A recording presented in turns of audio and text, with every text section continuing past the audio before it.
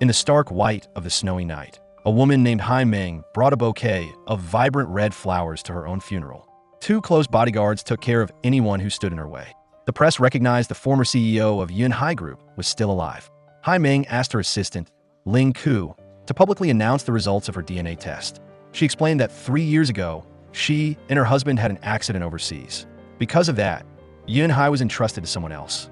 But now that she's back alive, she has to reclaim what is rightfully hers. Haimeang demanded that her brother-in-law, Siyu, return all ownership of shares and control of Yunhai. Siyu recalled that his 2 siblings were declared dead 3 years ago. Therefore, she can't rely on a DNA test to reclaim the shares. Because Haimeang married Sinan, half of Yunhai belongs to the Lou family. Furthermore, Siyu had already signed a contract to sell his brother's shares to a foreign company. Haimeang laughed at the illegal contract. It turns out she was behind a foreign company that bought Yunhai's shares. Haimeang declared that she is the wife of Sinan and also the CEO of Yunhai. As long as Haimeang is alive, no one is allowed to sell the shares jointly owned by her and her husband. Siyu, Yunhai will forever belong to me. No matter what tricks you use, I will reclaim everything that is rightfully mine. Meanwhile, the youngest Lou sibling, revealed to be named Lou Siyu, returned to the manor. Siyu stood silently before a painting her brother had commissioned specifically for his sister-in-law. At the same time, Haimeang went to visit the tree named after her. She looked at the long scar on her wrist and immediately remembered what happened 3 years ago. She loved her son, Lou Si, very much. He knew Haimeang's father planted a tree, just like his vibrant daughter. So he commissioned an artist to paint the form of that great tree as a wedding gift for Haimeang. She believed he would certainly make her happy. They peacefully loved each other, seemingly fulfilled by a wedding full of laughter. But on their honeymoon night, Haimeang was suddenly held underwater. Her husband pulled her up, but she still suspected him of harming her. Just then, Haimeang heard the sound of breaking things outside. Haimeang went out to see her husband fighting with a masked figure. Sinan quickly pulled Haimeang into the car, telling her not to contact or trust anyone. He sped the car across the highway and was suddenly hit by a truck. When she woke up, Haimeang couldn't move. Ling Ku said that this was a church hospital. She was assigned by the hospital as an interpreter to help Haimeang. Ling Ku announced that Haimeang's ribs were broken and she had to sign the surgery consent form to have internal fixation immediately. If not, she would have to be in a wheelchair for the rest of her life. Haimeang demanded to see her husband, but Ling Ku said that Sinan had passed away. In addition, Haimeang's father relapsed with heart disease and also passed away early this morning. Haimeang's mother became ill, went into a coma, and her whereabouts are unknown. The Yi and Lu families have joined hands to run Yunhai. Ling Ku emphasized that at present Haimeang could not ask for help or trust anyone. Haimeang didn't believe it and struggled to get out of bed. She painfully grabbed a phone and reached a public phone. She couldn't call her parents, so she contacted her uncle, named Yuji. Just then, the TV broadcasted news that the former chairman of Yunhai had died from a relapse of heart disease. His wife, losing both her husband and daughter at the same time, became seriously ill. The Lu family announced a property authorization agreement signed by Haimeang and her husband before their marriage. If something happened to them, the Lu family would take over Yunhai. Through the screen, Haimeang witnessed her uncle bowing deeply to welcome the new CEO. She quickly hung up, afraid he would discover her whereabouts. Just then, outside, a gang of thugs was searching for her. Ling Ku managed to pull Haimeang inside, asking if she believed her now. No one wanted Haimeang to survive, so she had to survive to reclaim everything that belonged to her. Haimeang signed her name, undergoing life-or-death surgery. She remembered her father's hopes that she would grow and mature, like a tree, because with deep roots, she could weather any storm on her own. At the manor, Siyu feared Haimeang would seize Yunhai back.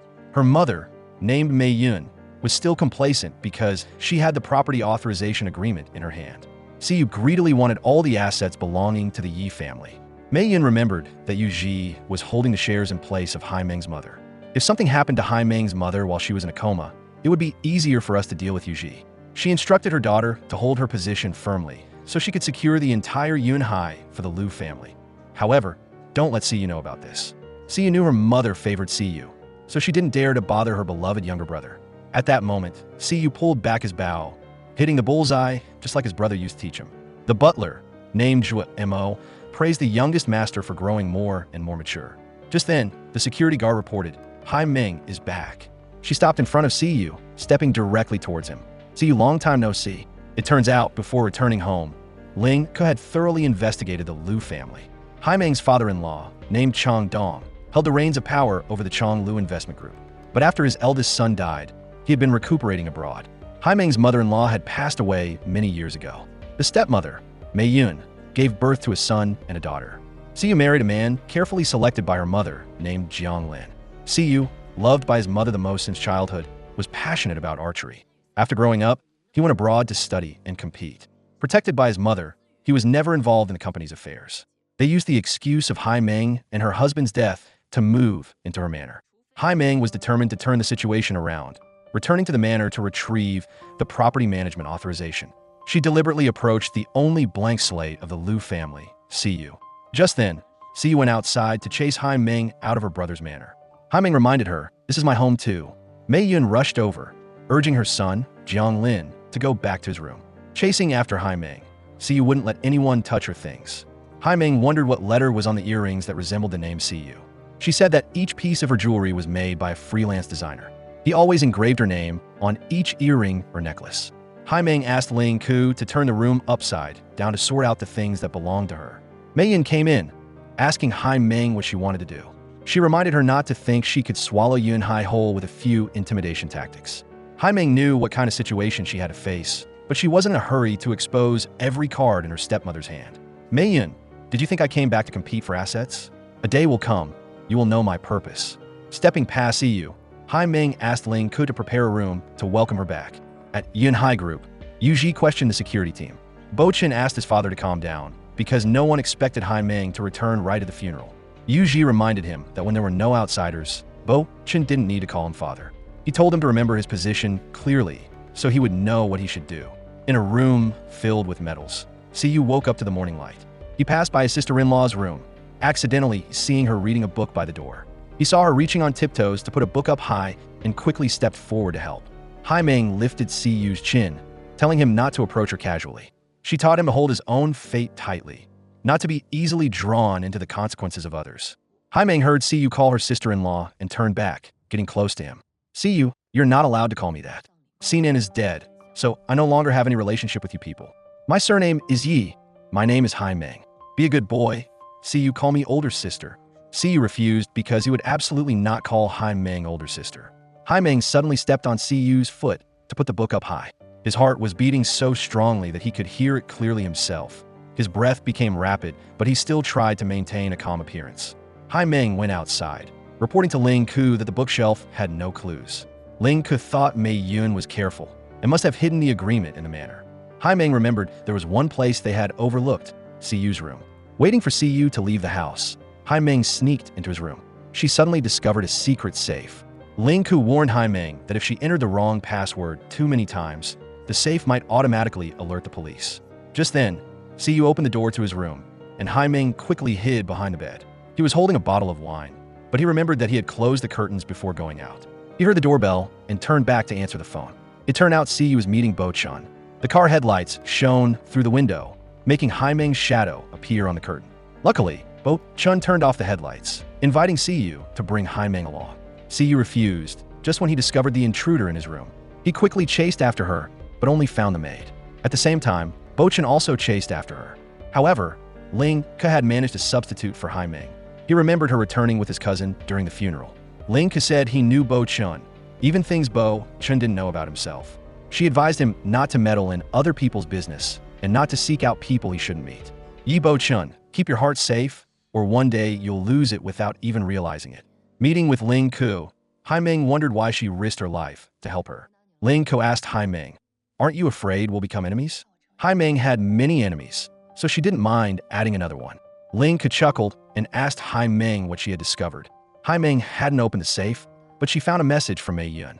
She told Siyu to remember to call and check on his father. However, in the corner of the paper, Tianyang was printed. Haimeang thought that only companies related to health would use that name. She guessed that Tianyang was where Changdong was recuperating, or a secret center where her mother was imprisoned. At the manor, Siyu wanted to go out and see a sports center, which was very suitable for an archery school. Shui Mo automatically called a driver to take the young master, but Siyu preferred to drive himself. Just then, Haimeang returned, but didn't bother to glance at anyone. Siyu went outside and saw the driver had opened the car door for him. He thought it was his sister's car, so he drove off, but halfway there, Siyu realized the car had no brakes. He quickly called Shui Mo, who told him he was driving Haimeang's car. Siyu reassured himself that he could control the speed. An unknown number called. guiding him to the suburban road. Siyu recognized Haimeang's voice and saw she was following closely behind him. Siyu heard that he was driving onto a road under construction and urged Haimeang to turn back quickly. Siyu, do you trust me? Haimeang, I trust you. Haimeang told Siyu to hold on tight and sped up to block the road. She was used to pain, so she disregarded the dangers to save Siyu. Haimeang, I finally waited for you, sister. Haimeang gathered all her strength and pulled Siyu out of the burning car. She watched as the raging flames spread, continuously helping him escape. A deafening explosion rang out, causing her to collapse. In a daze, Siyu vaguely saw Haimeang's face appear before his eyes. At the hospital, the doctor diagnosed that the rib fixation pin had shifted out of place. To ensure safety, the patient should have reconstructive surgery. Haimeang refused because she had many things to do. Linka wondered why Haimeang risked her life to save Siyu. Haimeang guessed that someone had tampered with her car, so she didn't want to involve an innocent person. Linka reminded Haimeang that Siyu also carried the Lou surname. She shouldn't use the excuse of getting close to Siyu to let him disrupt her 3-year plan. After being discharged from the hospital, Siyu wanted to talk to Haimeang. She refused because she didn't want to be involved with him. Haimeang, why are you always so cold to me? Do you hate me, or have I done something wrong? Siyu, I hate you. I saved you because I don't like other people saying you had an accident in my car. Haimeang, do you not like seeing me die because my brother died in front of you? Haimeang warned Siyu not to speculate about her. She had a sudden impulse to save someone and didn't care who was in the car. Siyu, don't come near me. Haimeang, what if I don't listen? I want to be close to you. Please don't push me away. Even though I don't know what happened between you and the Lou family, in the most dangerous moment, you risked your life to save me. Haimeang, thank you. Little kid, I'll give you one chance. Haimeang suddenly pulled Siyu close, making him repeat the words he just said. Siyu softly called, older sister. Haimeang praised Siyu for being a good boy, but said, regrettably, that she absolutely would not carry the Lou surname. So Siyu, you better not tease me. Just then, Mei Yun brought her husband home. Changdong deeply missed the time when he and Haimeang's father fought side by side in the business world. He also hadn't forgotten Haimeang's shy appearance when she came to meet him. Changdong asked Haimeang where she had been wandering all this time. She said that she had lived close to death, and only with Sinan's help did she manage to hold on her last breath. Changdong remembered that the two families had jointly bought the manor as a wedding gift for their 2 children. He asked for a few more days to arrange for the Lou family to move to the suburban villa. In addition, he would make sure Siyu returned Yunhai to Haimeang soon. Changdong hoped that during his 60th birthday party, Haimeang would tell all the things that happened with Sinan, and then the Lou family would pay back everything they owed her. The birthday celebration was held at the manor. Siyu wanted to talk to Haimeang, but she only coldly brushed past him. Just then, Ling Ku reported that in the suburbs there was a nursing center named Yang Tian. The wife of a member of the board of directors of the Chonglu Group had registered it. Ling Ku had people break into the nursing center and discovered a very discreet and high-end area. Haimeang suspected that they were imprisoning her mother there. Just then, Bo Chan came to greet his cousin. He inquired about Ling Ku because he hadn't seen Haimeang hanging out with her before. Haimeang grew up with Bo Chan, so she knew very well what he was thinking. Bo Chan thought that if Haimeang had understood clearly, she wouldn't have married Sinan. He had once said that the Lou family's circumstances were very complicated, and he regretted not stopping her to the end. Haimeang knew that Bo Chan always treated her sincerely, but she wasn't like him. Even when used, she would endure and forgive. At the party, Siyu, on behalf of the Lou family, wished her father happiness as vast as the eastern sea and longevity as great as the southern mountains. Haimeang noticed that her uncle and Siyu's husband were absent. Haimeang secretly texted Ling Ku, just as she received a report from the nursing center. At the same time, a group of people in black clothes arrived at Haimeang's mother's hospital room. They forced her to put her fingerprint on a paper to transfer Yunhai's shares. Meanwhile, Changdong wouldn't let Haimeang leave the party. He announced that from now on, Haimeang would continue to lead the Yi family in the Yunhai group. But Haimeang feared her mother was in danger and hastily left. Arriving at the Yang Tian Center, Haimeang was blocked outside the door by a group of assassins. Her bodyguard, named Guanjie, appeared in time to clear the way. Haimeang rushed in, witnessing her mother breathing her last on the hospital bed. "Mom, I'm back." Haimeang's mother gave her a USB drive and passed away forever. "Mom, don't leave me.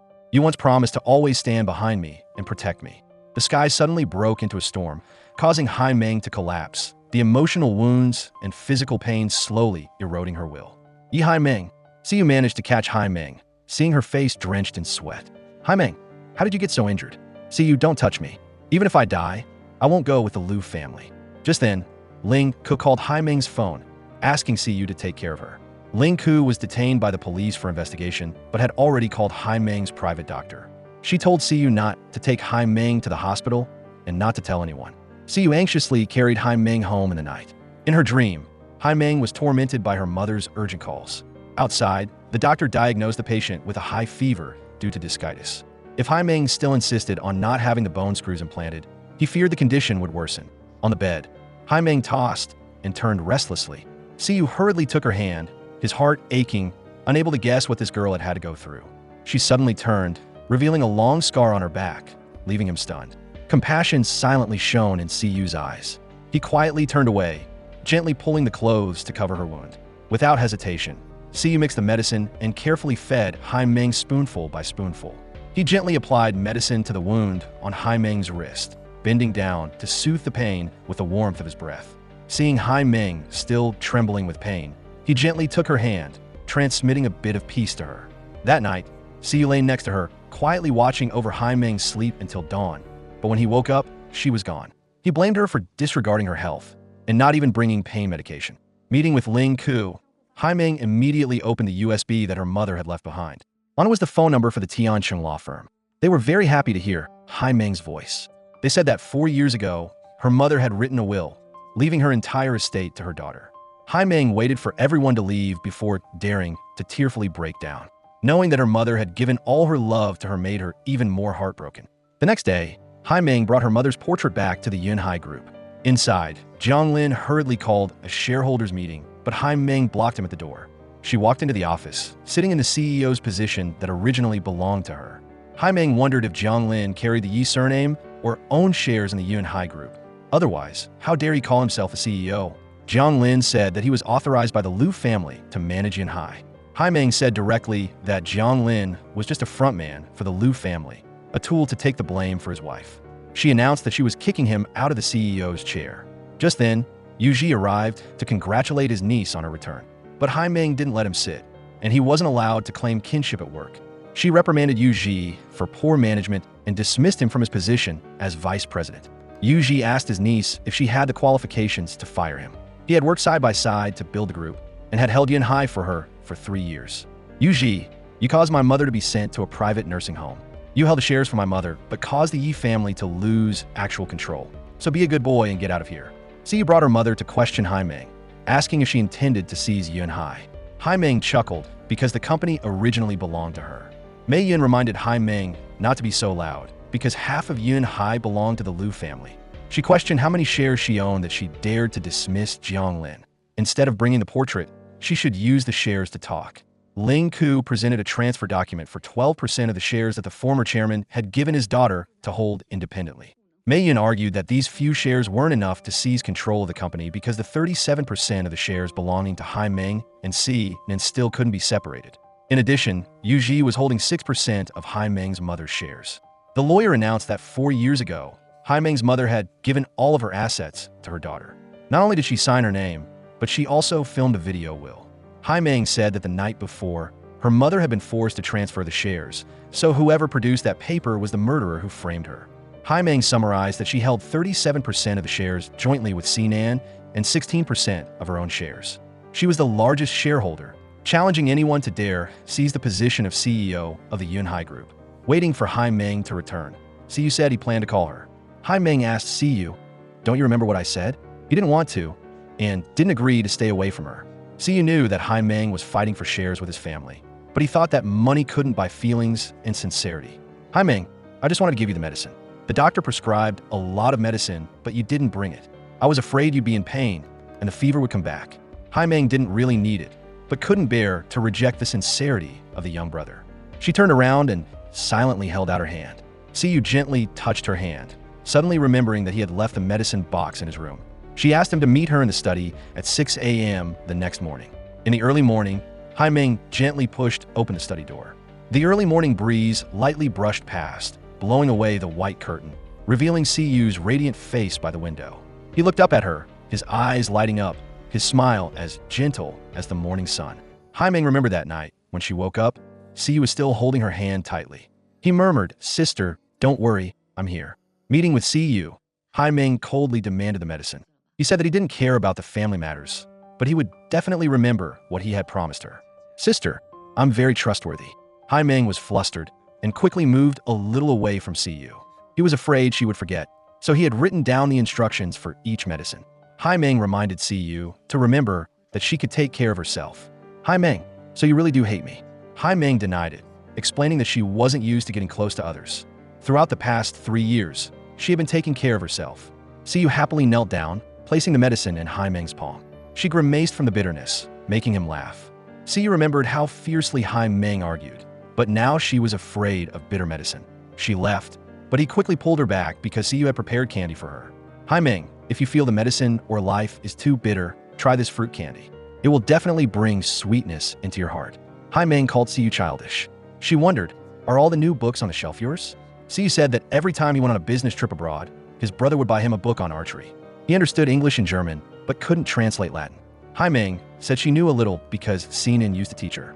Siyu immediately asked her to summarize the main points for him in the morning. While Haimeang was absorbed in writing, Siyu secretly glanced at her in the soft morning light shining through the window. Every time she suddenly turned her head, his heart strangely tensed. Although his eyes were fixed on the book, his mind was completely focused on her. Haimeang paused her writing, saying she would continue the next day. Siyu reminded Haimeang to take the medicine box and not to forget to take it on time. He watched as her figure disappeared behind the door, quickly saying, "See you tomorrow." Arriving at Yunhai, Haimeang officially launched a cleansing of the group. All departments had to stop work, hand over all documents and computers. Ling Ke replaced Yu Ji as the new vice president of finance. Meanwhile, Meiyan blamed her daughter and son-in-law for being useless. Haimeang had just returned and had already cut off all of the Lou family's wings. Siyu blamed her mother for always being harsh with her and for favoring the carefree Siyu. She feared that when dividing her brother's assets, her mother would leave everything to her youngest son. Meiyan reminded Siyu to remember how much money she had embezzled for the company's account. Jiang Lin asked his mother not to be so harsh with his wife. He feared that Haimeang's return meant they wouldn't have many moves left. Meiyan revealed that she hadn't played her trump card yet. Accidentally passing by, Siyu saw his mother discussing something with Siyu and her husband.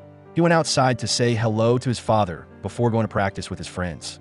Chang Dong remembered that in the family, only his youngest son didn't ask him for money. Siyu lived independently abroad with the prize money from competitions.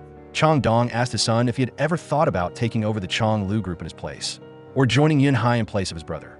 Siyu thought that Chang Lu had many talented people, and his family shouldn't seize Yunhai because it originally belonged to the Yi family, but suddenly became joint property due to Haimeang marrying Sinan. After Sinan died, the Lu family shouldn't use the marriage as an excuse to put pressure on Haimeang. Chang Dong praised his son for being virtuous, but said that it was difficult to distinguish right from wrong when it came to interests, and in the future you only needed to do what he liked. Meanwhile, at Yunhai, Haimeang heard the news that the board of directors had submitted an application to the government to change the legal entity of the group. Just then, an assistant named Tan Xin reported that a secretary had secretly taken an important seal. Haimeang asked Ling Ke to block the application to change the legal entity so she could find the secretary.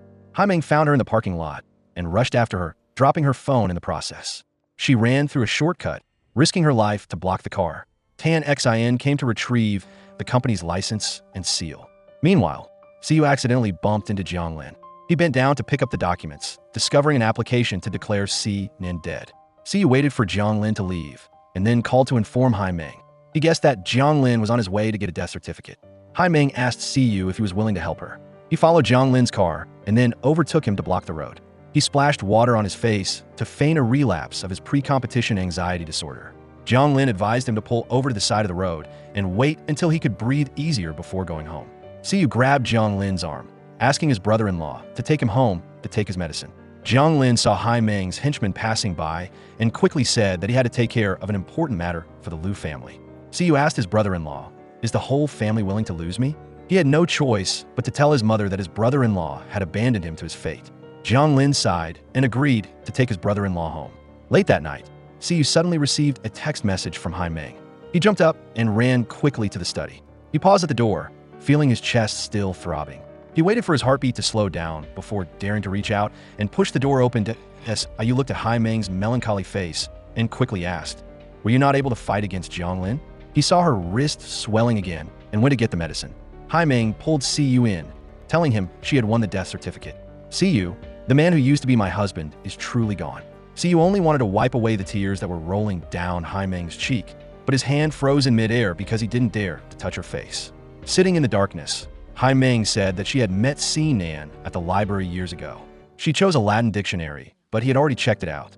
She asked him to let her have it for a week so she could finish translating a document. Siyu now understood why his brother liked reading Latin. Siyu remembered that he had pursued archery all because of his encouragement. Sinan taught him to trust that he could hit the target, and even win the most championships. One day, people looking at the Lou family would not only see the Chong Lou group, but also the youngest son who won countless glories. Sinan gave Siyu a butterfly badge, telling him that he had to win the championship in the interlinking games before taking it down. Siyu knew that his family shouldn't forcibly seize Yun Hai and Haimeang's manor. Sister, I'm sorry because I can't style my family, and I can't help you with anything, but if you need me, I will definitely come. Siyu hurriedly took Haimeang's hand, causing her to wince in pain. He frantically pulled his hand back, asking if the wound on her back was also from the accident years ago. He gently touched the long scar, asking if she was still in pain. Siyu, don't look, it's ugly. Haimeang, the scar isn't ugly. You just don't need to worry about it. You should just remember to take your medicine on time, because when the wound heals quickly, it won't hurt anymore. While Haimeang fell asleep, Siyu secretly drew on her scar. He hoped she would overcome all difficulties to reach for the stars. The next day, Dong Xia gathered the members of the board of directors. He said that he and Haimeang's parents had built Yunhai together. He also witnessed the Yi family's turmoil, and fortunately, they relied on the financial power of the Chong Lu group. Therefore, Dong Xia thought that Haimeang couldn't bite the hand that fed her. He said he was authorized by the shareholders to require Haimeang to publicly divide the shares with her deceased husband. The board of directors had reported to the media that they would hold a meeting on the anniversary of Sinan's death. Back in her office, Haimeang guessed that Dong Xia was following Mei Yun's instructions. If she still held the property management authorization agreement, she wouldn't be able to gain absolute control of the board of directors. She had to return to the manor to retrieve the Liu family's trump card. Returning to the manor, Haimeang planned to lure Siyu outside. Just then, Siyu came downstairs to call her brother. She pulled Siyu upstairs to meet their mother to explain where he had transferred a large sum of money. Haimeang planned to sneak into Siyu's room, but Ling could stop her, because Siyu checked her account in the middle of the night and pulled her brother along without closing the door. However, Haimeang believed that Siyu wasn't setting a trap for her, and there wasn't much time left until the shareholders' meeting. Entering Siyu's room, Haimeang immediately opened the safe. She heard his footsteps and quickly hid behind the curtains. Sure enough, Siyu demanded to enter Siyu's room. He was about to open the door, but discovered a flashing light behind the curtains. Siyu heard his sister urging him, and had no choice but to open the door first. Haimeang quickly rushed over to cover Siyu's mouth. He saw his sister trying to open the door, so he used his strength to press Haimeang against the door. Haimeang, don't worry, I'll help you. Siyu told his sister not to make any more trouble and to let him sleep in peace. He turned to look at Haimeang, realizing that the distance between them was only as fragile as a breath. In a moment of confusion, Siyu softly let go. He stepped back, but was immediately pulled back by her to his original spot. Their eyes met, not dodging without a word. Every second passed. That distance kept shortening as if the whole world was making way for something about to happen. Haimeang heard Siyu leave and pushed Siyu away. He asked her why she had sneaked into his room. Haimeang said that she believed the property management authorization was hidden there, and that the Liu family was using that agreement to hold onto the 37% of Yunhai's shares. Sinan used to stay in this room, and left behind a secret safe. However, Haimeang hadn't guessed the password. Siyu remembered that his brother often mentioned the day he won his first archery championship. Indeed, Sinan loved his brother very much, but in the file there was only blank paper. Just then, Ling could texted, urging Haimeang to escape quickly. Unexpectedly, Mei Yun and her daughter were waiting outside. She rushed over to discipline her son, but Haimeang pulled Siyu away from the slap. Mei Yun stubbornly showed off her power, while Haimeang continued to protect Siyu. Mei Yun scolded her son for faking illness and daring to oppose his family. Haimeang clarified that she had asked him to help. Siyu sarcastically said that Missy didn't abide by ethics, daring to seduce her brother-in-law. Haimeang laughed because she didn't need to use such tactics. Moreover, the marital relationship between her and Sinan had ended 3 years ago. Therefore, she had no ethical or moral relationship with the Liu family or Siyu. Mei Yun reminded Haimeang not to think that just because she had a death certificate, she could wash away her legal relationship with Sinan, because he had also left behind a property management authorization agreement. Mei Yun showed Haimeang Sinan's handwritten signature on the authorization agreement. If something happened to either of them, the 37% of shares will be managed entirely by the Liu family. She told people to lock Siyu in his room and not to let him out before the shareholders' meeting. In the room, Siyu couldn't open the door and couldn't call Haimeang. He worried to the point of suffocation, feeling sorry for her for facing everything alone. Just then, Haimeang knocked on the door, asking Siyu if he was treating her well because of his brother. Haimeang, I have never connected you to my brother. I care and worry because you deserve it. Even if others don't understand, I know you are kind and sincere. You are not as strong as you look, and you don't deserve to be treated badly. Siyu, thank you sincerely. Through the door, they both felt each other's warmth. Siyu, please help me one more time. Before the shareholders meeting, take the book with C. Nan's notes to my bodyguard. Tan Xin will take you to a place to authenticate the handwriting. You must bring the results to the public meeting of the Yunhai group. Siyu, I will definitely wait for you. On the day of the shareholders meeting, Siyu asked Bo Chun to pick him up. He wrapped his hand to break down the door and escape. On the anniversary of C. Nan's death, the lawyer said that he had submitted an application to divide the assets. Before the court ruled, the 37% of shares owned by C. Nan and his wife would be temporarily frozen. But according to the Property Management Authorization Agreement, the Lou family had full authority to use those shares. In addition, nearly half of the shareholders had authorized the Lou family. Currently, the Lou family held more than 51% of the shares, and therefore had control of the Yunhai group. However, there was no applause because of the unexpected appearance of the current CEO. Haimeang walked in, praying for her husband to rest in peace. As Sinan's wife, she declared that she had full ownership of the 37% of shares. Dong Xia reminded Haimeang that her husband had authorized the Lou family to manage the assets. Haimeang asked Dong Xia how he should be held accountable for secretly colluding with competitors. Ling could release the evidence. Dong Xia had incited the secretary to take the company's license and seal. Siyu told Haimeang to stop acting powerful and not to think she could easily seize all the assets. She wondered why her brother died, but Haimeang was still alive. Haimeang seized the opportunity to make the car maintenance records public. She said that a few weeks ago, someone had cut the brakes on her car. If she had been in the car that day, she would have probably died with her husband. Ling Ku continued, saying that Mrs. Yi had been sent to a private nursing home 3 years ago. She became increasingly weak and then suddenly passed away last month. She quickly investigated and discovered that Jiang Lin had hastily left the nursing home before Mrs. Yi died. Haimeang told the guards to hand over Dong Xia and Jiang Lin to the police. Mei Yin knew that Haimeang had many tricks, but couldn't change the fact that she had been married to the Lou family's eldest son.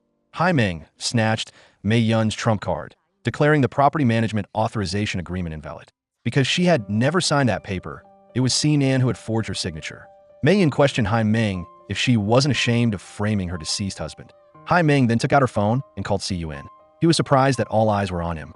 Siyu scolded her younger brother for being foolish, destroying his own family with his own hands. Haimeang snatched the authentication report brought by the Lou family's youngest son, which confirmed that both signatures on the authorization agreement were C. Nan's handwriting. Siyu struggled to ask, "Is this the reason Haimeang wanted me to appear at the shareholders meeting?" Siyu, I had to show the entire Lou family that I am taking back all of Yunhai in the manor. It turned out that while Mei Yin was busy lecturing her son and Haimeang, Ling Ku had sneaked in her room to retrieve the manor's ownership certificate. Haimeang declared that C. Nan died in an accident, so she was reclaiming all the shares in real estate. From now on, she had absolute control of the board of directors of Yunhai. Siyu stood silently waiting for Haimeang, but all he received was a suffocating coldness. Without a word, without a gentle look, there was only an invisible distance, as if there was an insurmountable wall between them. Returning to the manor, Siyu saw the guards throwing all of their belongings outside. Siyu scolded her younger brother for being stupid, biting the hand that feeds you.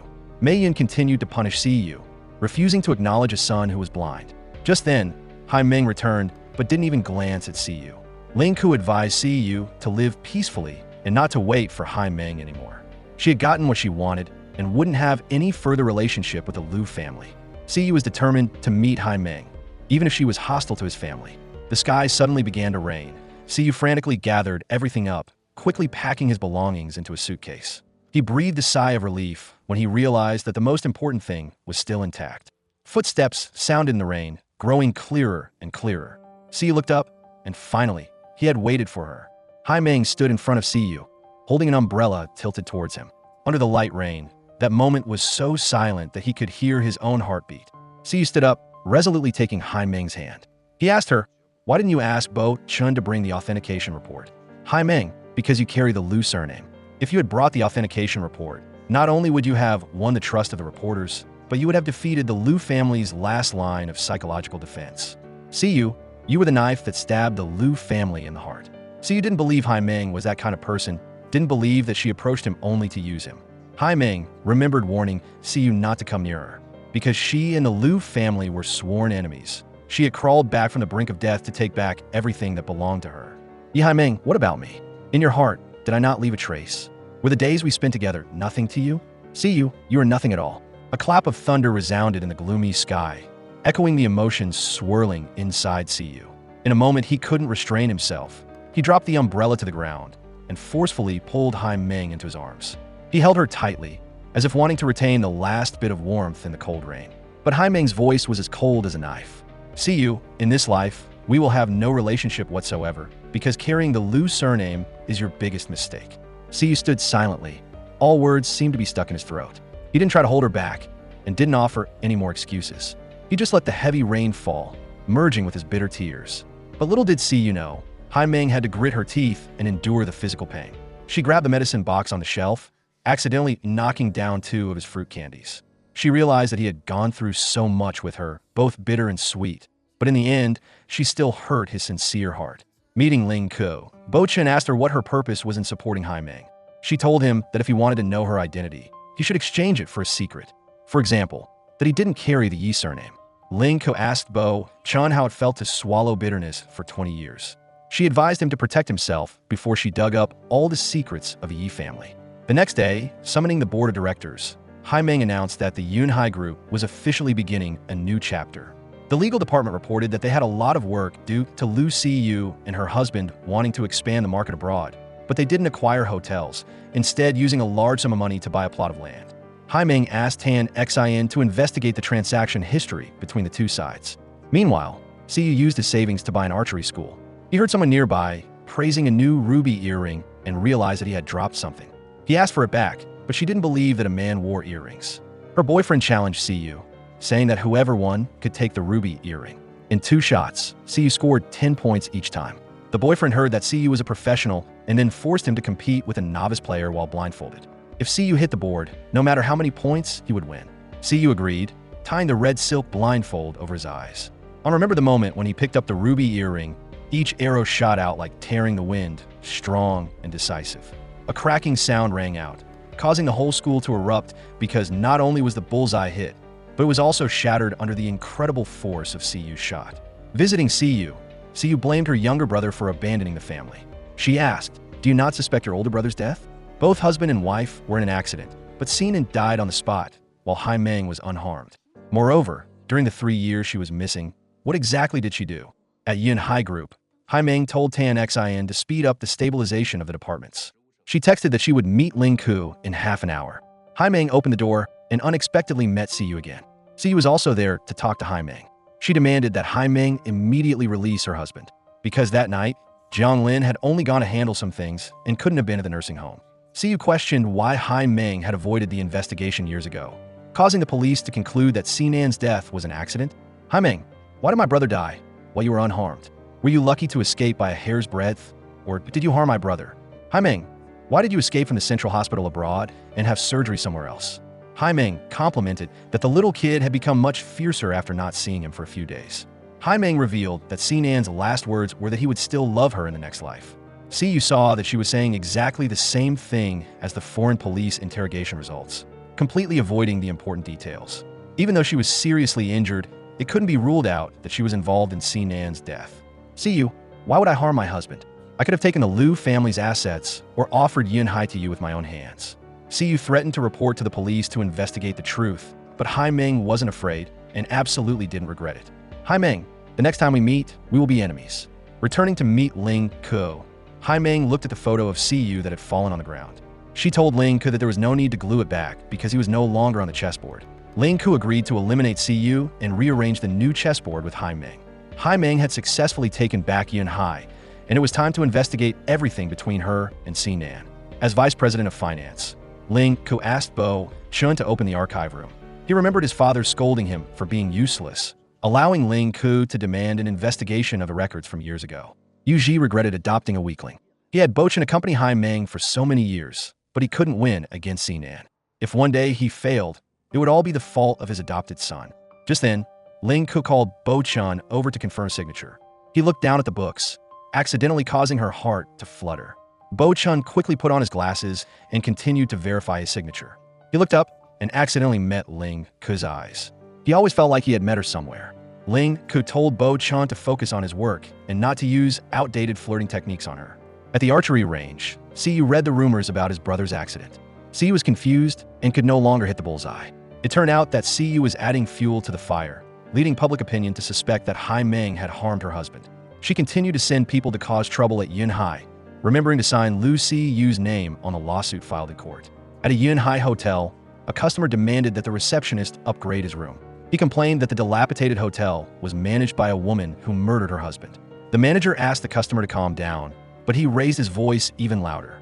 Haimeang went outside, reminding the staff not to conflict with customers in public places. She told the receptionist to upgrade him to the presidential suite and give him 2 complimentary fruit platters. In addition, she bowed her head and apologized to the customer. Unexpectedly, someone was secretly filming and posting online, saying that Haimeang admitted to harming her husband. They continued to vandalize her car and take pictures from a distance. Just then, TANXIN reported that Siyu had filed a protest with the court to resolve the inheritance rights. The Lou family also contacted the foreign police to reinvestigate Si Nan's death. Haimeang trembled with anger and drove to the archery club. She cornered Siyu against a tree, asking him what he ultimately wanted to do. He was causing trouble online, sending people to disrupt the hotel, and writing nonsense on her car. Siyu, you should tell the foreign police to take me back for trial instead of playing these dirty little tricks. Otherwise, I will look down on you for the rest of my life. Siyu quickly denied it, but Haimeang said that the Lou family was using Siyu's name to ask the court to temporarily suspend the resolution of the inheritance rights until the foreign police reinvestigated Si Nan's traffic accident. Siyu, the next time we meet, we will be more than just enemies. Haimeang, ultimately, why did my brother die? I don't care about the rumors online. I just want to know what happened on your honeymoon. Haimeang questioned if Siyu thought she had harmed Si Nan. If Siyu stubbornly wanted to know the truth, she would grant his wish. Siyu, I never harmed Si Nan, but my new husband, your most beloved brother, wanted to drown me. It turned out that from the very beginning, Si Nan intentionally approached Haimeang. He pretended to meet by chance, and then fell in love with her thanks to the Latin dictionary. On their honeymoon night, Si Nan praised his wife for writing Latin as well as she wrote Chinese. He asked her to sign her name in both languages so he could comment. But Haimeang told her husband that they would handle the paperwork at Yunhai, where he could look at her signature to his heart's content. Haimeang went down to the lake to practice swimming, but Si Nan seized the opportunity to drown her. Everything he did was scheming and manipulative. Siyu, your brother tricked me into marriage, tricked me out of money, and gave me a deadly honeymoon. You asked me why I had to escape from the hospital. It was because your brother wouldn't let me go. You asked me why I didn't dare to return home. It was because your brother wanted to kill me. Si Nan had already set up a trap to lure me in. Si Nan wasn't sincere with you either, because your mother forced his mother to death. Si Nan supported you in pursuing archery just to get you out of the Lou family's business. He used a small butterfly medal to confine you abroad for 10 years. Siyu, remember well that on that honeymoon year, the eldest son of the Lou family framed his wife in a foreign land. The next day, public opinion reversed, siding with Haimeang. They thought that the Lou family wanted to seize Yunhai, so they were pressing Haimeang. Visiting his mother, Siyu wondered what was wrong with the Lou family. His father didn't move back to the old villa, didn't allow the family to interfere in the Chong Lu group, and even wanted to seize the Yi family's assets. Siyu suspected that 3 years ago, the whole family had planned to approach and kill Haimeang. Mei Yin reminded Siyu that the Lou family were his real family. Everyone did everything for his future. Siyu turned away, having understood his mother's true answer. Meeting Haimeang, Siyu saw that her face was pale. Haimeang reminded him not to come find her again. Haimeang, is it just because I carry the Lou surname? Can't we be like we were at the manor, without identities or other people's shadows? Haimeang painfully fell into Siyu's arms. He saw that the scar on Haimeang's hand was bright red, and quickly picked her up and carried her to the car. Siyu, I'm in so much pain. Haimeang, don't worry, I'll take you to the doctor. Seeing Haimeang in pain, Siyu had no choice but to stop the car and buy pain medication first. But the pharmacist, named Jing Min, changed her expression as soon as she saw Siyu. She sold the medicine and then turned to look at a family photo taken with Si Nan. In the car, Siyu quickly put the medicine into Haimeang's mouth. He told her to try to endure the bitterness so the pain would go away soon. Waiting outside the hospital room, Siyu was restless. The doctor reported that Haimeang's fever had gone down because the pain medication was effective, but if she continued to hesitate about having the bone screws implanted, the inflammation would definitely get worse. Siyu entered the hospital room, quietly sitting next to the bed. Haimeang, don't worry. I'm here. you will never be in pain again. In the end, Jiang Lin was still released. Mei Yun said, we still have a hidden card, but before we play it, we must make sure no mistakes happen. Mei Yun told her son-in-law to remember to clean up Si Nan's extramarital affairs. Waking up in the morning, Haimeang silently gazed at Si Yu's face. He woke up with a start, asking if she was feeling better. Haimeang said that she had heard Si Yu murmur 1,000 times that she wouldn't be in pain anymore. Sister, can we please stop fighting? When you fainted, I was really scared. I never want to be your enemy. Si Yu, I lied to you once, and you hurt me once. So from now on, let's make peace. Haimeang apologized for not being able to tell the truth sooner. Si Yu didn't expect his brother to be so fake. Haimeang also couldn't believe that the man who had sincerely proposed to her had intended to harm her. Haimeang remembered that according to the police investigation, the truck driver was a local and had no connection to Si Nan or the Lou family. After being attacked at the hotel, Si Nan wanted to take Haimeang to escape, and that's when they had the car accident. So she suspected that someone else had planned this tragedy. Haimeang, can I still help you? Si Yu, from now on, let's be more honest with each other. Haimeang, I will tell you everything I know in exchange for you telling me when you're in pain. On the way to take Haimeang back to the manor, Si Yu asked to stop by the archery range. Haimeang didn't expect that the little kid from back then had his own career. Si Yu told Haimeang to wait for him and to be careful with her wound. Meanwhile, Si Yu and her husband drove to the pharmacy. Si Yu threw a bag of money, telling Jingmin to leave this city. Jingmin refused because she wanted to live like when Si Nan was still here. Just then, Jingmin's son, Xian, came home from school, and the boy greeted Si Yu as Annie. Jingmin said, Xian still knows his uncle and his paternal grandparents. After all, he is Si Nan's only son.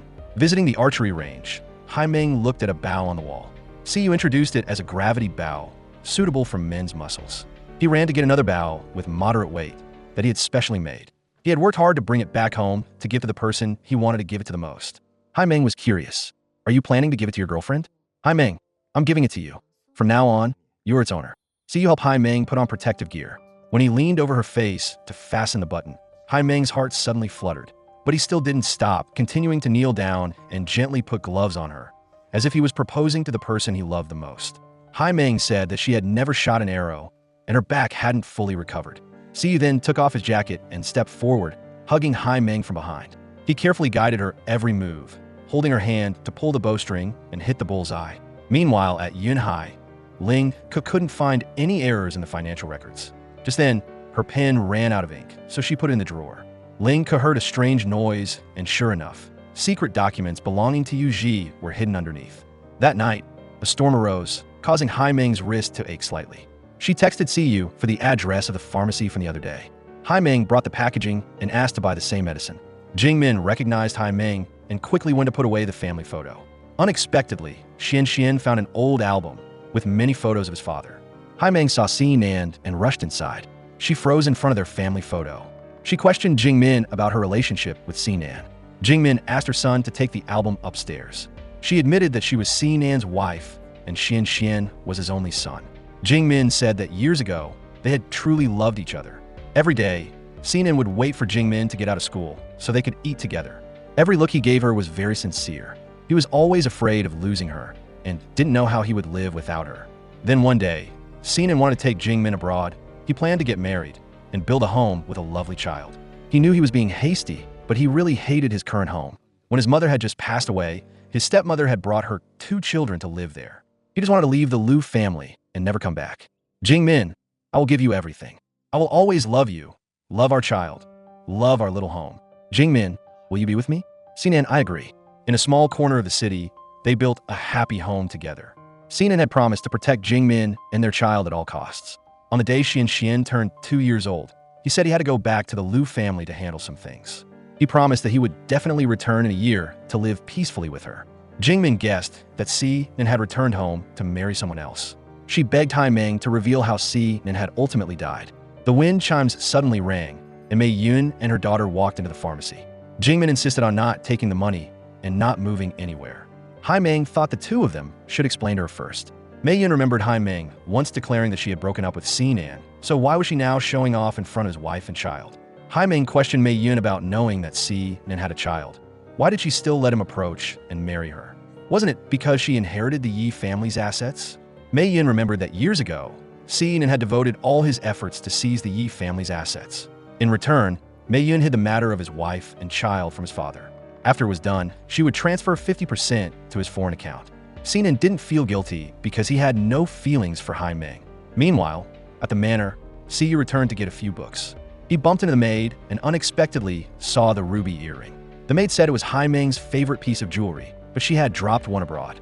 Siyu quickly took his, and sure enough, it matched Haimeang's earring. He remembered that last year, he had traveled to Monaco and passed by the famous wishing well, so he tossed a coin to wish for good luck. He continued to take pictures, accidentally bumping his back against a radiant girl in a crimson dress. He bent down to pick up the ruby earring, but she was already gone. "Haimeang, is you?" Just then, Bo Chan called, urging Siyu go find Haimeang. He hurried to the pharmacy and met Ling Ku, who was also looking for Haimeang. She suddenly remembered a place Haimeang had mentioned. It turned out Haimeang had returned to the great tree. She remembered Nin promising to bring her happiness, but his heart had never been sincere with her. Haimeang laughed through her tears, hugging her tree. "Yi Haimeang, where are you?" Siyu's light finally found Haimeang. He sighed in relief and walked up to her. "Siyu, are you waiting for shooting star?" Siyu couldn't conjure up a shooting star, but he brought a star that fell by the wishing well. Haimeang recognized her favorite earrings. "Siyu, you were the boy by the wishing well?" Siyu said he had picked up the ruby earring and always wore it on his protective gear, considering it his lucky star. He really didn't expect that they had known each other for so long. Haimeang guessed that Siyu had heard about Sinan. She finally understood why he had treated her like that. Instead of being sad, she felt liberated, because she wasn't Sinan's wife, but only prey in his hunting plan. "Siyu, I'm in a lot of pain. You once said if life is too bitter, try a piece of fruit candy. Can I have one now?" Siyu quickly unwrapped one and put it in Haimeang's mouth. "Is it sweet?" Under the dim light, Haimeang suddenly pulled lightly on Siyu's shirt. She wanted him to feel the sweetness of the candy melting on her lips. Siyu closed his eyes, quietly accepting that moment completely. Returning to the manor, Siyu saw Haimeang sleeping soundly and then went outside, finally at ease. He looked at the painting of the great tree, not expecting it to be just a tool to bind her. Sinan had also used a similar method to confine him abroad. The encouragement and trust, the concern and teaching were all fake. Calling Siyu home, Chang Dong wanted to handle the family matters properly. Zhuo, on behalf of the chairman, announced that Siyu and her husband had to move out and Jiang Lin would come to work at the Chang Lu Group. Siyu had to end his investments in the country and return abroad next week. Chang Dong would complete the divorce procedures with Mei Yun. He blamed his wife for not taking care of the family and for inciting their eldest son to do wrong things. Mei Yun corrected him, saying that Sinan had planned to trap the daughter of the Yi family, then take her assets under the name of community property after marriage to swallow the other family's business. She thought her husband neglected to teach him and didn't even know that Sinan had married and had children outside. That's why he dared to take such cruel action against someone else's daughter. Siyu stopped her father from hitting her mother. She questioned if her father didn't realize that Sinan had never loved this family. What did he call his stepmother? He once said that he would never treat Siyu as his sister and even wanted to kick Siyu out of the Lu family. Because in this world, the person he hated the most was Siyu. Alone in the dark, Siyu wanted to hear Haimeang's voice. He reminded her that if she was in pain, she should remember to take the medicine in the bedside table. If the inflammation got worse, leading to a high fever, she had to ask Ling Ku to take her to her private doctor. "Siyu, do you miss me already?" "Haimeang, these past 3 years, I'm used to the pain. The wounds have gone deep into my body so that I don't forget what happened. I will take good care of myself, so don't worry." "Haimeang, I'm sorry. Why did my brother treat us like that?" Haimeang thought that in this world there were all kinds of people, some striving to rise and others secretly seizing. If greed blinded their eyes, they wouldn't see the limits of morality. "Haimeang, Dad wants me to go abroad. So, is there anything else you want to say?" "Siyu, I wish you a safe journey." Visiting Haimeang, Ling Ku urged her to get back to work. Haimeang was leisurely because Yun Hai still had Ling Ku to steer the ship. Ling Ku wondered if Haimeang trusted her that much. Haimeang knew that Ling Ku wasn't the translator at the church hospital because before the accident, Haimeang had seen Ling Ku following her. However, she allowed Ling Ku to carry out her own plan. Ling Ku reported that the Lu family had just undergone a major change. Chang Dong divorced his wife and kicked Siyu and her husband out. He planned to take Siyu back abroad tonight. Downstairs, Jingmin came all the way to the manor, asking Haimeang for Sinan's death certificate and burial address. Jingmin knew that Sinan had made the wrong choice, bringing immense pain to Haimeang. But no matter what mistake Sinan made, Jingmin still couldn't stop loving him. If Sinan had paid with his life, Haimeang should let him leave completely. Haimeang agreed to let Jingmin take Sinan out of her life. She would not forgive and would not want to remember him again. Jingmin believed that Haimeang would definitely be happy. Just then, Bochen helped Siyu bring the ruby earrings to Haimeang. He asked her to pass on the message that this wishing star only belonged to Haimeang. She tried to ignore the emotions in her heart, but the peaceful moments with him kept coming back to her. Haimeang remembered a sincere young man, always appearing in time to soothe all her pain. Haimeang turned around, grabbed the earrings, and chased after Siyu. She sped like the wind, recklessly blocking his car, putting herself in danger. The headlights shone like lighting a spark of hope in Siyu's eyes. Haimeang stepped out and walked straight towards Siyu.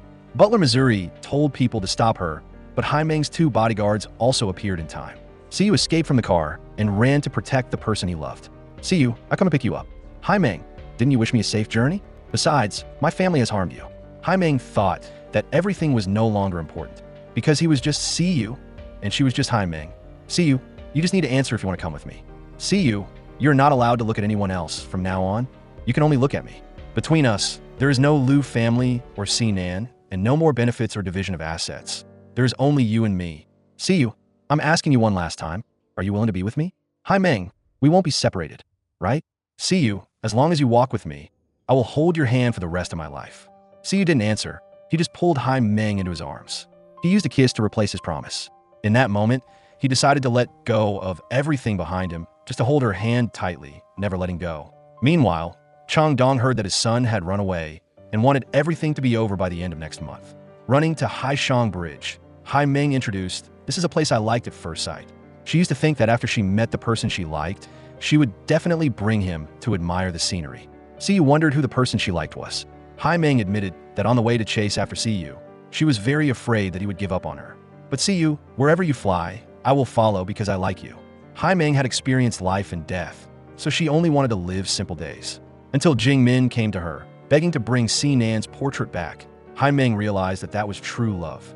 Siyu, I'm not impulsively chasing after you. I know there are too many things separating us, but you have always chosen to stand by my side. Although if we love each other, we will be scorned by the world, but I don't care. Siyu, are you willing to love me? Haimeang, I'm not afraid of gossip, I just hate. If they hurt you, I am willing to continue standing by your side, loving you with all my life. Haimeang, don't worry. With me, you will no longer be in pain. After confirming their romantic relationship, Siyu made some requests. First, we have to trust each other and not break up. Second, she couldn't call him little kid anymore. Siyu didn't have time to say his third request when the lights suddenly went out. Haimeang said that at midnight, the lights here would turn off for 30 seconds. It was a special surprise to help us see through our hearts. Girlfriend, a real surprise has to be like this. Siyu lifted Haimeang's chin and decisively locked his lips on hers. The lights flared up, reflecting their intense and passionate kiss. She chuckled, teasing him as a little kid. Siyu repeated his second request, not to call him that. Siyu, come here quickly. Haimeang pulled on Siyu's shirt, bringing him back to his original position, where their lips once again found each other. At the archery range, Siyu no longer had any distance from Haimeang. He held his love tight in his arms. Together they pulled the bowstring and hit the bull's eye. Back in the study, Haimeang comfortably watched the young man by the window. Siyu shyly pulled his girlfriend into his arms. Haimeang was afraid that if her boyfriend stared at her any longer, her face would have holes. He wondered if he wasn't allowed to admire his lover. Call me sister. Siyu remembered the first time they met in the study. She had made him call her sister. He touched the scar on her wrist, wondering when it would heal. But she didn't care. At most, she would feel pain when the weather was gloomy. He hoped that she would bravely have surgery again. Haimeang, you can erase the traces of the past to step towards me. Girlfriend, I will be by your side. Arriving at Yunhai, Haimeang told Tan Xin to continue investigating the down payment to buy the land abroad. Just then, Ling Ke came in, questioning why Haimeang was dating Siyu. She reminded Haimeang that he carried the blood of the Lou family. Haimeang thought that Siyu was different from them. He had never been tainted, and he didn't learn any tricks or schemes. Siyu had lived abroad since he was a child, earning everything on his own. Haimeang believed that Siyu would persist in walking simply and cleanly. She wondered if she couldn't build a new relationship instead of being stuck in the past with Sinan. But Ling Ke thought that Haimeang shouldn't choose Siyu. She declared that from now on, they were canceling their cooperation. Haimeang remembered that at the church hospital, Ling Ke said that she would help her at all costs. In exchange, she needed Haimeang's absolute trust. Just then, Siyu called, reporting that he would be participating in an archery competition between clubs nationwide. He wanted his girlfriend to cheer him on and asked to pick her up tomorrow morning. He told her to bring her luggage and the bow and arrow set he gave her. Waiting for her boyfriend to pick her up, Haimeang blamed him for affecting an entire group. Siyu thought that the CEO also needed a private life, for example, being with her boyfriend. He pulled the luggage into the car and also prepared a pair of low-heeled shoes for his lover. He hoped she could be as comfortable as possible whenever they were together. Although people say that couples shouldn't give shoes as gifts, he still hoped that she would wear them to walk towards him. Just then, the staff called, but Haimeang told them to report it to the legal department because she was busy with her boyfriend. Siyu immediately pressed his girlfriend against the car door, making her call him again. He wanted to hear Haimeang change her address so he could officially become her acknowledged lover. "Boyfriend, darling, are you satisfied now?" Arriving at the record room, Bo-chin saw Ling Ke looking annoyed. He guessed that she had argued with her best friend. Ling Ke reminded Bo-chan to pay attention to his words because she wasn't close to Haimeang. They were even standing on two battle lines. Bo-chin didn't believe it because Ling Ke was only hostile to him. "Yi Bo-chan, have you always regarded me as an enemy?" Ling Ke suddenly slipped and fell into Bo-chin's arms. She reminded him, "Don't get close to me." Bo-chin wondered why Ling Ke wouldn't accept other people's goodwill. She told him that if he really wanted to help her, he should go back and ask his foster father what secrets he was hiding in this USB. "Yi Bo-chan, do you dare?" Bo-chin knew that Ling Ke was deliberately provoking him, but he still wanted to help her. In the hotel lobby, Haimeang waited a long time for Siyu to come down, and it turned out he was choosing outfits to go to the beach with her. Hearing Haimeang's voice, Siyu quickly opened the door first and told her to wait a moment while he changed. Haimeang asked her boyfriend if he wasn't hot wearing a sweater to the beach.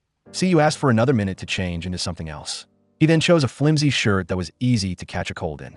Haimeang told her boyfriend to just pick something, but he had tried on the entire wardrobe. Siyu wanted to find a formal outfit for their first date. "Siyu, as long as we are together, there will be countless first times." Haimeang chose a blue shirt on the bed, urging her boyfriend to change quickly. She helped him take off his shirt, revealing the toned body of a professional athlete. "Sister, don't stop." Haimeang tensed up, quickly avoiding Siyu's dangerous charm. She told herself to quickly calm down and not get flustered just because of a kid. Siyu quickly came down to the lobby, intertwining his fingers with his girlfriend's. Together, they strolled down the small street under the trees that were changing color, capturing every sweet moment of their blossoming love. "Haimeang, come a little closer to me." Arriving at the Panshan Trail, Siyu wanted to carry his girlfriend up high. Haimeang was afraid that he would use too much energy, affecting his competition. Siyu thought that his condition would be at its best when he was with Haimeang. She was a little apprehensive because she had an online meeting at 2 a.m. Siyu asked his CEO girlfriend to reschedule her schedule to rest and to be there for his first competition after returning home. Haimeang thought that the CEO should put her career first. She ran upwards, making him worried.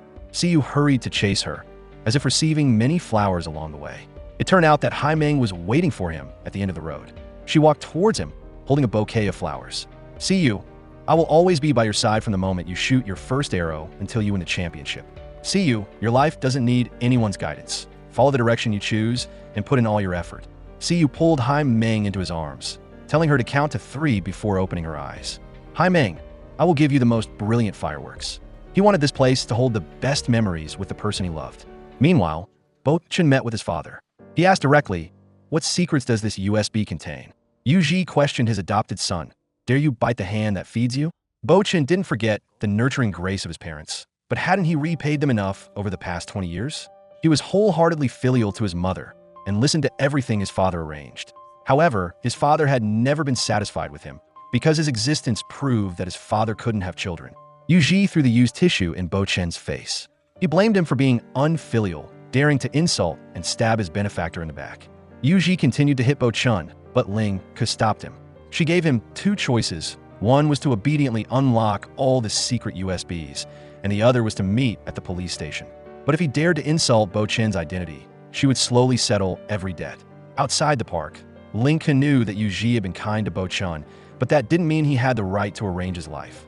Because the road ahead needed him to walk on his own, he had to think about what he wanted and then bravely move forward. The next day, Haimeang took Siyu to the competition. He forgot the butterfly badge that she had broken. He also didn't wear the ruby earrings. Maybe he wouldn't have good luck. "My dear girlfriend, if I lose, remember to comfort me a lot." While Siyu was answering questions, Haimeang ran back to the hotel. He waited until the end of the practice round before seeing her again. It turned out that Haimeang had gone back to get the lucky star for Siyu. He knelt down, asking his girlfriend to help him put it on. The whole audience cheered at their romantic moment. Haimeang told Siyu to believe in himself. He didn't need to carry out the tasks assigned by others. He should just shoot archery for his own passion. Siyu pulled Haimeang into his arms and vowed to listen to his lover's words. At the end of the qualifying round, Siyu was tied with an old rival named Song Yang. Like Siyu, he had just returned from abroad. Siyu suddenly remembered Haimeang's reminder that he didn't need to carry out the tasks assigned by anyone, but to compete for himself. Siyu once again pulled back the bowstring and decisively shot a 10, shocking his opponent. He immediately ran up to the stands to celebrate his victory with the person he loved. At the celebration party after the competition, Haimeang watched her boyfriend being adored. Siyu signaled, asking his girlfriend to save him. Just then, Songyang came over to chat with Haimeang. He wondered if she was the coach or Siyu's older sister. He took out his phone, asking to add Haimeang as a friend. Siyu quickly stepped forward and pulled Haimeang close to himself. She introduced, "This is my little boyfriend." Siyu criticized Songyang for misunderstanding to the point of thinking that he had carried the coach up to celebrate. He only did that with his legitimate girlfriend. Songyang hated that Siyu had even won against him in the game of love. Haimeang praised Siyu, saying his words were getting sharper. "Girlfriend, you're mine." Siyu didn't let Haimeang escape. She had to respond to his confession. "Haimeang, my whole life is only you." Haimeang heard her boyfriend constantly pouring honey into her ears and kept feeding him alcohol until he was speechless. When the morning sunlight shone through the window, Siyu said good morning to his love. He wanted to kiss her, but the person lying next to him was a photograph. Siyu looked at Haimeang sitting in a chair, wondering why they didn't spend the night together. It turned out that sweet kiss Siyu had given to his own photograph. He even carried the photo to shower with and hugged it to sleep all night. "Little boyfriend, don't drink alcohol next time." Haimeang comforted herself, not to believe in an easily ignited infant. Just then, Haimeang's best friend, named Man Ning, reported that she had just returned home. She was with her husband, Xing Cheng, and were waiting for Haimeang at Yunhai. They were both hoping that all of Yunhai Group's outstanding issues would be resolved. Meanwhile, Ling Ko asked Yu Ji to open the secret documents, but they only contained Yunhai's annual financial reports. Ling Ko wondered why he needed to back up 4 copies and hide them in a secret drawer. Yu Ji said that the documents of 7-Star Hotel Group naturally had to be backed up and carefully stored. He would report her to the control committee for her unprovoked behavior of suspecting the former vice president of finance. Ling Ko didn't believe that the books could be so perfect as to leave no traces. Bochin questioned if she suspected financial problems or was targeting the Yi family. Ling Ko admitted that she was targeting Yu Ji, asking if he wanted to oppose her. Bochin affirmed that he only wanted to help her. Ling Ko found it ridiculous because he didn't even dare to resist his foster father. Bochan pressed Ling Ko against the shelf, forcing her to tell the truth. Ling Ko pushed Bochin away, but accidentally slipped and fell. He quickly supported her, shielding her in front of him. Bochin looked at the mole behind Ling Ko's ear, realizing that he had met her before. "Ling Ko, your mother's name is Yu Jie, and she was Yunhai's financial director 10 years ago, right?" Ling Ko admitted that she was looking for a large sum of money that had been funneled out of Yunhai 10 years ago. If she couldn't find it, someone would definitely pay with their life. Before returning to her room to pack, Siyu asked his girlfriend for a kiss. Haimeang pretended to turn away, then suddenly ran back and kissed him on the lips. Before Siyu could react, he could only stand and smile foolishly. Back in his room, he found the door open. Sure enough, someone had broken in and unexpectedly attacked him from behind. Haimeang heard the commotion and ran in to save Siyu. He saw the intruder attacking Haimeang and quickly shielded her. Siyu put medicine on his fingertips, gently touching the wound on Haimeang's back. Those careful movements, mixed with his warm breath, seemed to want to soothe the pain in her. He lay down beside her, wrapping his arms around her, and together they drifted off into a peaceful sleep. Haimeang woke up in Siyu's arms, quietly opening her phone to read a message from Tan Xine. She was just about to pull her hand away when he suddenly pulled her back close. Haimeang stroked Siyu's face, comforting him to sleep peacefully. In the room, Siyu woke up with a start. He couldn't find Haimeang and frantically went to find her. Siyu opened the door, seeing Haimeang's face soaked with tears. "Haimeang, what's wrong?" "Haimeang, we promised to be honest and trust each other and never leave each other." Haimeang suddenly pushed Siyu into the room, her eyes burning with no hesitation. She pushed him onto the sofa, taking the initiative to capture the lips she was craving. Siyu wrapped his arms tightly around her, responding with a passionate kiss. Both of them wanted to release the intense vibrations that were swirling in their chests. Siyu picked Haimeang up onto the table, sweeping away the obstructing cup. His eyes were fixed on her, asking earnestly, "Is this okay?" Amidst breaths that hadn't had time to stabilize after the burning kiss, Siyu looked deeply into Haimeang's eyes, hoping that she could feel everything he was offering. It wasn't just desire, but also sincere and complete love. Haimeang told Siyu to go down to the parking lot to find Tan Xin so that she and Guan Jie could go back and get the bow and arrow. Siyu reminded Haimeang to remember that he would always wait for her. As soon as he stepped out of the elevator, Siyu was captured. Butler Missouri was in the car, picking up the young master to take him home. Haimeang went down to the parking garage, watching Siyu being taken away before her eyes. Siyu, wait for me. Returning to the manor, Siyu asked his father why he had moved back here. Chang Dong said that Siyu's identity was different now because he had inherited all of Sinan's assets. Siyu didn't believe it because his brother hated him. Butler Missouri said that before going abroad for his honeymoon, Sinan had written a will in front of a team of professional lawyers. Siyu now understood why Haimeang was so sad, because he held half of Yunhai's shares and became her enemy. Chang Dong told his son to obediently stay at the manor before the Yunhai board of directors announced the will's validity. Siyu affirmed that he wasn't a pawn for his father to fight for Yunhai. He would be with and always be with Haimeang. Chang Dong reminded his son that Haimeang was Sinan's wife, but Siyu denied it because Haimeang had only been tricked into a marriage of schemes. The whole Lou family had dug a huge trap to seize the enormous fortune behind her family. You harmed Haimeang to steal, and you dare to acknowledge her as your daughter-in-law? Chang Dong slapped his son, asking if Siyu was worthy of the blood flowing through his veins. Dad, I feel ashamed of this family. You are blinded by money, doing all sorts of disgusting things, but no matter how hard you try to hide it, you can't hide your dirty desires. I don't dare to face my lover because I am the son of Chang Dong. I would rather give my life to you than collude with you. Arriving at the hospital, Ling Ku told Bo Chun to stay outside. She went to visit her mother, catching a nurse trying to add medicine to the 4-drip. It turned out that Yu Ji was playing tricks to verify Ling Ku's identity. He wondered what method she had used to bring a convicted prisoner out. Ling could challenge Yu Ji to report to the police because he had colluded with another group to evade taxes with a huge sum of money. He also used the name of investment to transfer large amounts of money abroad. Yu Ji used Ling Ku's life to threaten her mother to collude in doing bad things. When things were exposed, he blamed everything on her mother. But he didn't stop, continuing to have someone push her mother down the stairs in the library. From a healthy person, her mother was now living worse than death. Yu Ji, you can die 10,000 times, and it wouldn't be enough to atone for my mother. I will find the evidence and expose the things you fear to the light of day. Yu Ji remembered the embezzlement that year. There were no witnesses or physical evidence. He threatened Ling Ku, telling her to protect her mother, who was living from moment to moment. Well, Yu Ji, I will wait here, ready to receive you at any time. Haimeang searched through the documents and unexpectedly discovered a strange seal. She recognized that it was on the land purchase agreement abroad, which Yunhai and Changlu Investment had jointly signed. Haimeang called her best friend and her husband, asking them to investigate and see who was manipulating the transaction of a piece of land in West Ha. The next day, Haimeang went to the manor to meet Chang Dong. She asked him to return Siyu to her. Chang Dong was a little disappointed, thinking she would come up with a more creative condition. Haimeang affirmed that she only needed Siyu. She said that 4 years ago, the business director had introduced a piece of land in West Asia to her father. Her father refused because he only liked doing business in the country, but the purchase of this piece of land was voted on 3 times in the shareholders' meeting.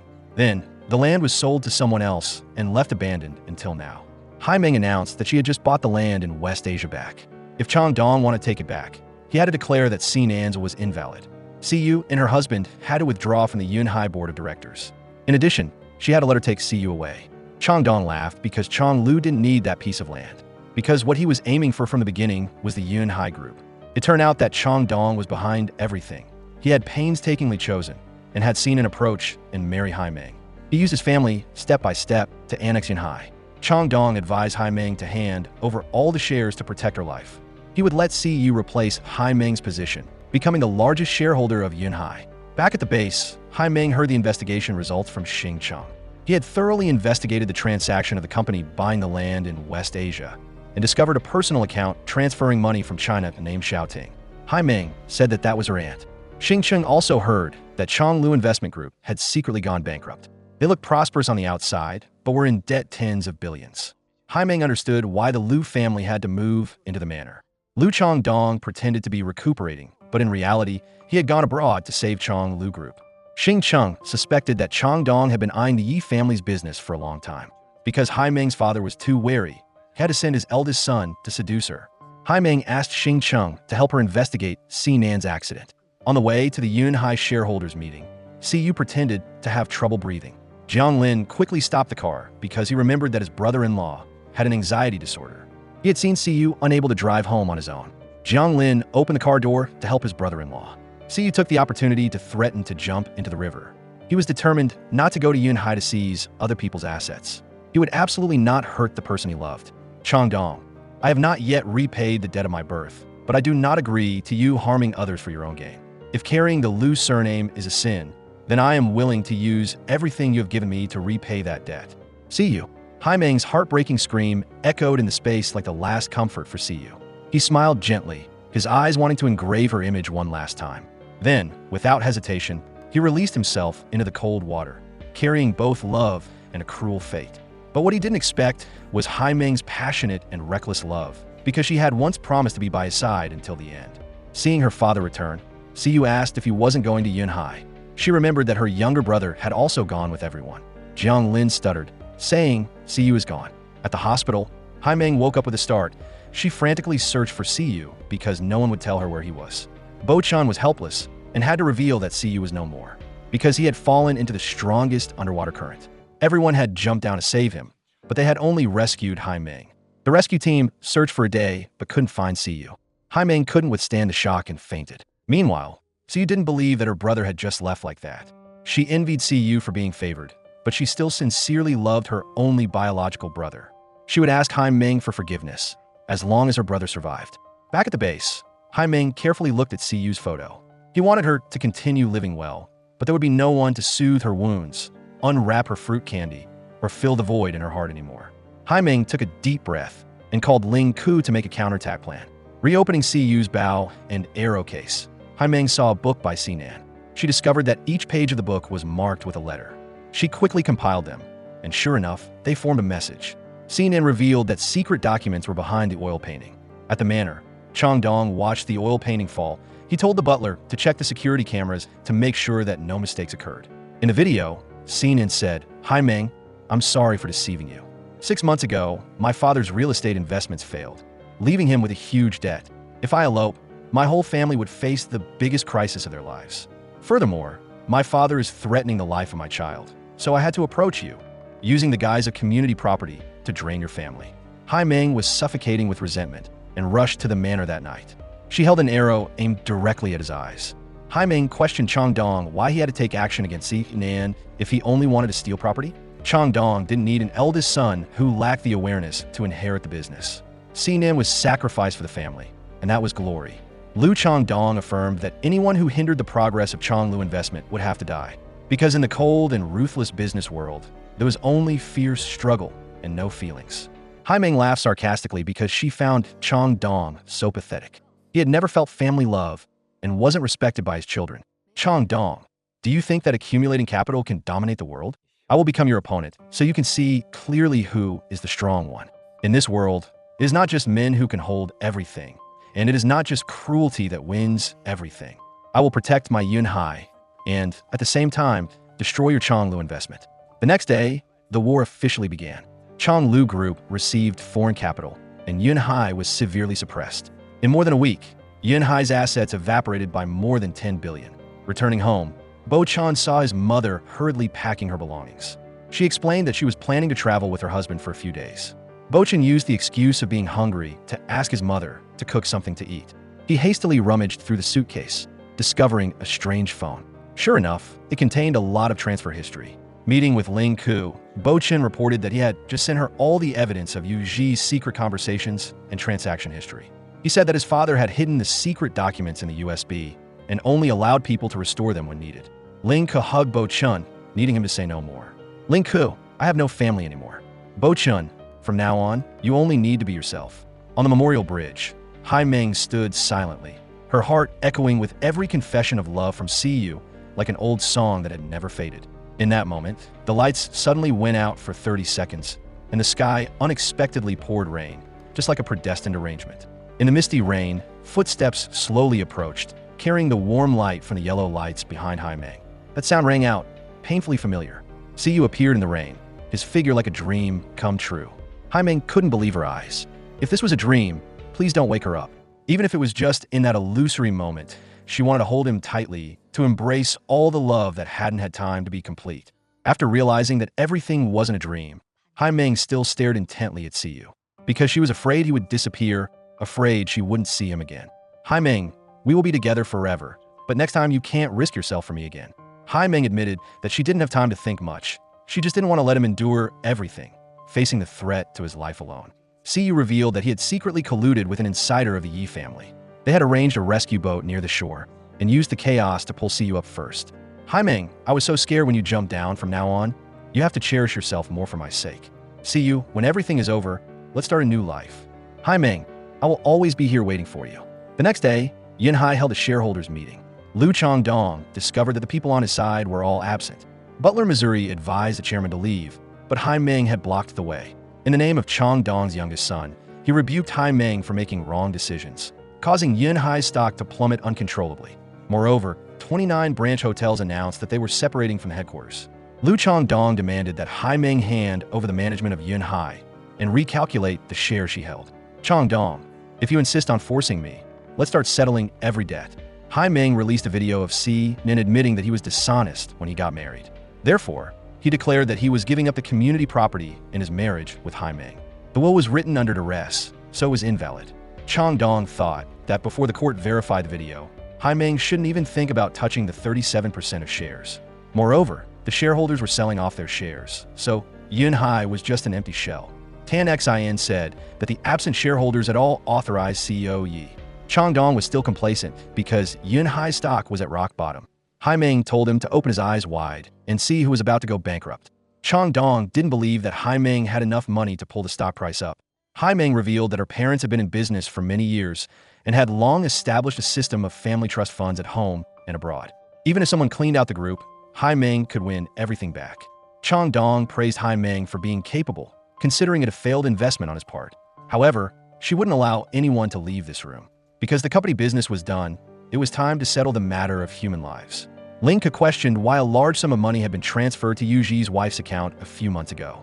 She said that 6 years ago, Changlu Group wanted to entice Yunhai to participate in investing in a foreign real estate project. After being rejected, Changdong bribed the financial director Yu Ji. Yu Ji and his wife used their position to secretly withdraw money from many branches. After transferring it abroad through many underground channels, they shared it with the Changlu Group. Ling Ke's mother refused to collude, so she was harmed to the point of being unconscious. Haimeang continued to say that Yu Ji had abandoned her father to a relapse of heart disease, and his wife had sent her mother to a nursing home. It turned out that Mei Yun had sent Haimeang a recording admitting that she had incited Yu Ji and his wife to harm her parents. Haimeang announced that the police had traced the image of Changdong forcing her mother to sign her name. Changdong said that it was his 60th birthday, and his son-in-law had appeared at the nursing home.